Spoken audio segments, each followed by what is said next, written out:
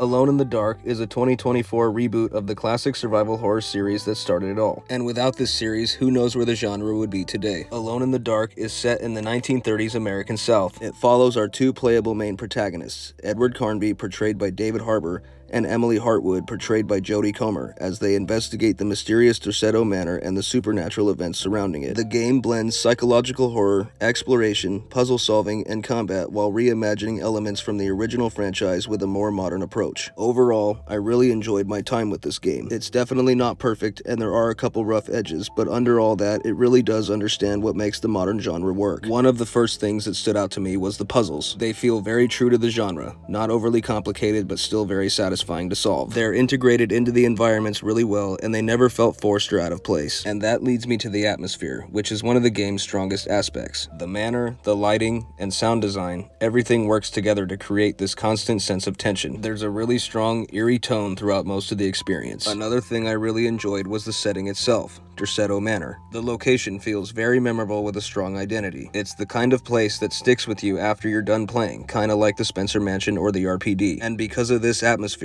I find myself getting more invested in all the characters within the manor. Now, there are definitely moments where the dialogue can feel a bit awkward, but it's memorable and charming enough to stay interested in what's happening. You should learn your place, little girl. Why are you acting this way? What did I ever do to you?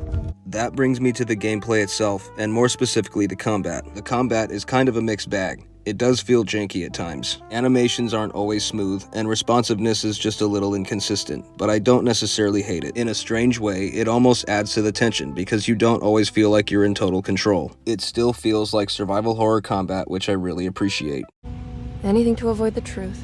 Along with that, the enemy design was another positive for me, and while there's not a huge variety, they are unsettling and creative enough that they fit the tone of the game really well. Speaking of tone, I really enjoyed the soundtrack of this game too. The music in this game does a fantastic job at setting you right in the 1930s Louisiana, and it complements the environments and story beats perfectly.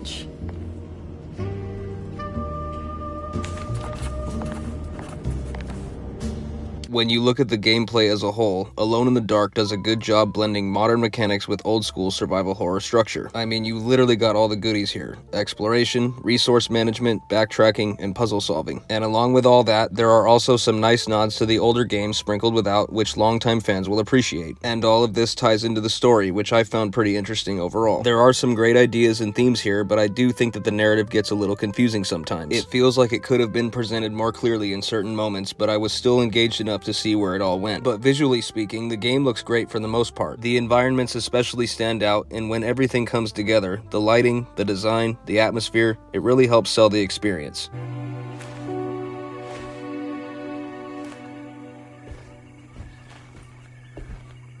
And honestly, that's probably the biggest takeaway for me. The game understands the genre, and that alone goes a long way. Now, as far as the negatives, there really aren't a ton of them, but the issues that are there are noticeable. Like I mentioned earlier, the combat can feel janky sometimes. It's not game-breaking, but it is something that you'll notice. I also ran into moments where I could get stuck on objects or parts of the environment, which is pretty frustrating. And while it doesn't ruin the overall experience, it could definitely use some polish. And that leads me to my main criticism of the game. It just feels like it needed more time in development. Some extra polish and maybe tightening up the story presentation, and it could have been near perfect. And at the end of the day, Alone in the Dark isn't perfect, but it's a game that clearly understands and respects the genre. The atmosphere, puzzles, setting, soundtrack, and the overall tone really carry the experience. Despite the technical jank and some rough edges, there's still a lot to appreciate here. It's one of those games that where I can see the potential for greatness, but what is here is still worth the experience. I remain a huge fan of this game, and maybe you could be too. Thank you for watching my review of Alone in the Dark.